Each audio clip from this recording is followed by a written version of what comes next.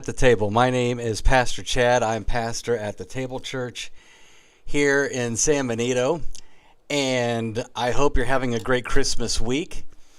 2 days. It's hard to believe it's only 2 days until Christmas.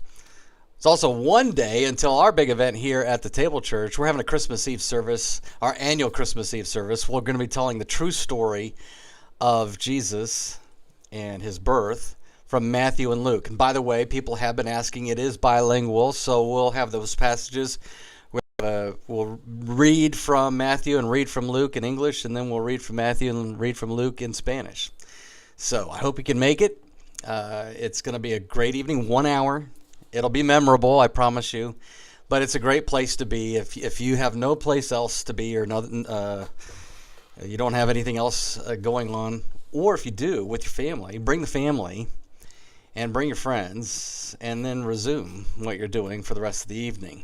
But I encourage you, spend some time tomorrow evening. If it's not our church, find a church that has a Christmas Eve service, and you'll benefit tremendously by, again, just spending just a little bit of time. And here, it'll be just 1 hour, reminding ourselves of the true meaning of the season. One of the things about this week, and I suppose this isn't just true of me, but it's also true of you and true of a lot of people, it's a season for Christmas movies. So how many Christmas movies have you seen already? I don't know if I've seen any yet. I don't know. I can't remember. My memory right now is kind of foggy, but it's always great. I don't know what your favorite is. What is your favorite? My favorite is, I don't really have a favorite.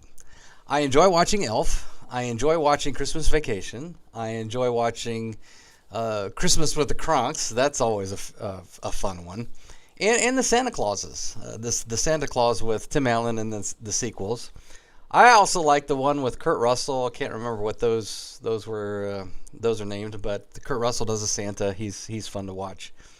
So I enjoy Christmas movies. One that we watch quite often, I'm going to talk a little bit about today, is Home Alone. The reason why I'm bringing it up, we've been working our way through Advent, through the various devotionals, we've been working through the book of Isaiah. And in Isaiah's got all sorts of really timely things to talk to us about Advent. Because Israel is in exile. Israel is waiting. And they want rescue. God's heard their call. He is going to rescue them. He promises to rescue them. He's going to send his servant, his suffering servant. He's going to send his divine warrior. All of the skin is one and the same person. And he's going to make all things new. And he's going to bring something new. Isaiah's constantly talking about this servant bringing about salvation. And so we've been looking at Advent and kind of contemplating our waiting. We're not waiting for the baby to be born, because that's already happened. What we are waiting on, though, in our darkness and in our time, is his second coming. Well, that is something we are waiting on. There's a lot of correlations, obviously, between the first coming and the second coming. A lot of what you can say about the first coming, you can also say about the second coming. All that to say, we're started off talking about Christmas movies. I'm going to talk today. We're not going to be in 1517's devotional as we have been for the past few days, but we are going to be in Isaiah. 1517 has a great devotional, Coming Home for Christmas. We have been coming home for Christmas throughout this Advent season using those devotionals, but today we're going to do something a little different. We are going to look at Isaiah 57. There's some verses there talking about rescue. Very, very good and timely. But we're also going to talk about Home Alone. Home Alone is another one of those great Christmas movies. I have not seen it yet this season, but usually just about every season at some point, the Preston family will sit down and watch Home Alone. I also happen to know that there's a couple of videos out there. I think one's a TikTok video, but there's some videos out there talking about Home Alone being a Christian movie. Those things have gone viral. It's fascinating. It's very interesting. They're making some very good points. But I want to bring up something, that those movies aren't. Or at least those videos aren't. Or at least I haven't seen it. And if they have, apologies. My favorite scene in the whole Home Alone thing, I've always been fascinated by the church scene. I've always been fascinated by how John Hughes, who's the writer, and Christopher Columbus, who is the director, I've always been fascinated about how those two guys present that whole thing. The movie is fantastic. And the movie, typically, the way we think about it as Americans, the way we view movies on a whole through our lens, our interpretive lens, is that we see someone in Home Alone who is facing up to his fears and ultimately then reconnecting with his family and valuing family. He learns to value family. He learns to value his mom. Because the whole beginning of the movie is that. But there's this church scene, and I've tended to think that both Hughes and Columbus want us to see something different than just a little boy who's facing his fears and a little boy who finally learns the true meaning of family and the importance of family at Christmas time. The church scene and the way it goes down is Kevin is running away. By the way, spoiler alert here. If you haven't seen Home Alone, go watch it. Stop what we're doing right now. Stop the video. And go watch Home Alone. Because there are some spoilers here. First, Kevin is running away from the burglars. And by the way, the whole movie is kid versus burglars. Okay? That not saying that that's not important. And he does face his fears with the burglars, ultimately. He's running away from burglars. He's going by church, hears some music, goes by a manger scene, and then ducks into the church where a choir is singing "O Holy Night." And what transpires in this church is what makes it fascinating to me. Because I've always been very, very interested in what's going down at the church in terms of how the rest of the movie is playing out. Yes, Kevin faces his fears. In fact, that becomes part of the conversation in the church. But it's as if what Hughes and Columbus want us to see, both Hughes as a writer and then Columbus as he is putting all of this on the screen for us, they focus in. They want us to make sure that we see the manger scene. In fact, Columbus did say that candle, there's a candle burning there among candles. There's the Christ candle, indicating Christ's presence in that scene. They're in church. And the resolution for the whole movie doesn't come in the house where all the great stuff is going on between the burglars and the kid. The resolution for the movie comes inside the church. The church is having something to say about the rest of the movie. In fact, that's where the resolution takes place. I'm going to come back to this. I want to read from Isaiah, because Isaiah is going to have something for us to think about throughout this whole thing. Isaiah passage from Isaiah 57, verse 16. I will not accuse you forever. He's talking from God to Israel. He's going to talk about him. He's talking about Israel throughout this whole thing. I'm not going to accuse you forever. We could spend a lot of time talking about that. I will not always be angry. Because of his sinful greed, Israel's sinful greed, I was angry. And so I struck him, and he did. He sent them off to Babylon.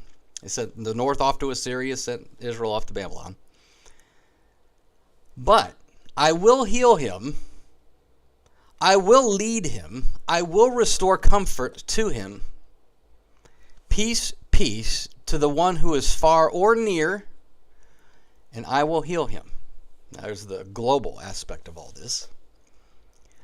I'm going to heal. I'm going to comfort. I'm going to bring everybody back. You see, this passage is about reconciliation. This word peace is God's active work in history to reconcile man to himself. In fact, St. Paul says this in one of his letters, that in Christ, God is reconciling the world to himself. That's the word peace. And in the Home Alone, there's no peace. At least as Kevin enters the church, peace is absent. Now, there will be peace. We're going to come back to this. But there's a conversation that he has with, and again, he's facing his fears in that church. He has a conversation with old man Marley. The conversation is absolutely surreal. The conversation is about fear. It's about estrangement, and it's about forgiveness. And that leads to this question. What if Kevin McAllister, the main guy, what if Kevin McAllister is left behind, doesn't get to the airport? What if he's left behind in that home alone, not to face his fears, not to learn the true value of family, which he does along the way? What if it's not about him? What if he's left behind simply to be an instrument of reconciliation for somebody else? Yeah. And I say that because there is a connection between that church scene and the very last scene of the movie. And again, the last scene of the movie, we think about the last scene, there's this great scene with Kevin and his mom where they're reunited. It's a fantastic scene. And this tends to be the way we think, okay, this is the climax. And then everything else that is happening around this, the rest of the families come in. And then there's some other things that go on just in these few minutes there. But the climax of the movie being Kevin and his mom, what if it's not? What if the climax is the final shot? You see, the final shot of the movie is not Kevin and his mom. The final shot is Kevin watching from his window as old man Marley is being reunited with his family in the snow. That is Advent. That is what Jesus does for us. You see, back at that church, Kevin is entering that church as if it's a confessional, and there is confession from Kevin, but he's not the only one confessing. Old man Marley is confessing, and you know what Kevin says? Kevin gives him a word of absolution. You know what he says? He says this to a man who is having regrets. He is a sinner with regrets, and he is confessing his estrangement. Kevin says this, you should call your son. He absolves Marley. You should call your son. And everything then after that spins off of that. And we see this final shot where Marley is headed toward his house, arm in arm with his family. He has been reconciled, and he's headed home. He's headed home. He's not going to be home alone for his Christmas, just like Kevin's not home alone for his Christmas. See, Kevin was used as an instrument of reconciliation for old man Marley. And that's Advent for us. Jesus leaves his home in heaven, becomes a baby in a manger. That baby in a manger is going to grow up and go to a cross. And this is all part of the Christmas story because the angels that appear to the shepherds have peace on their lips. Glory to God in the highest, and on earth peace to those on whom God's favor rests. Peace, reconciliation. So,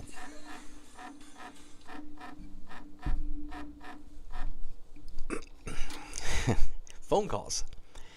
Anyway, it's all about the baby in the manger. That baby in the manger goes to the cross, and it's for you and for me, because Christmas is a story of reconciliation.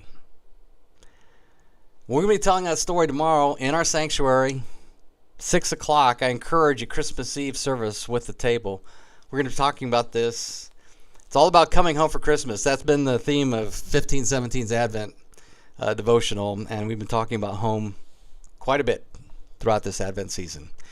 And so I encourage you, just spend 1 hour with us, enjoying it's all the C's, the cookies, the carols, the hot chocolate, and the Christmas story right here at the Table Church here in San Benito.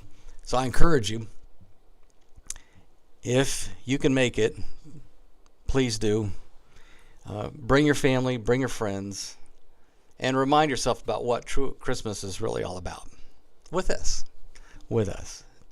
This is Jesus for you in the middle of the Christmas season. Until next time, remember this, and again, this is also part of the story of Home Alone. The reason all of this happens, the reason there is peace, the reason there is reconciliation between God and men, or humans, humanity. The reason there is reconciliation is because Jesus absolutely, unstoppably, and unconditionally loves you. And he loves me. That's what we have to hear. We have to hear that loud and clear in the darkness of our Advent season, that we are absolutely loved. You are absolutely loved. So remember this, Jesus always, always has you. Have a good rest of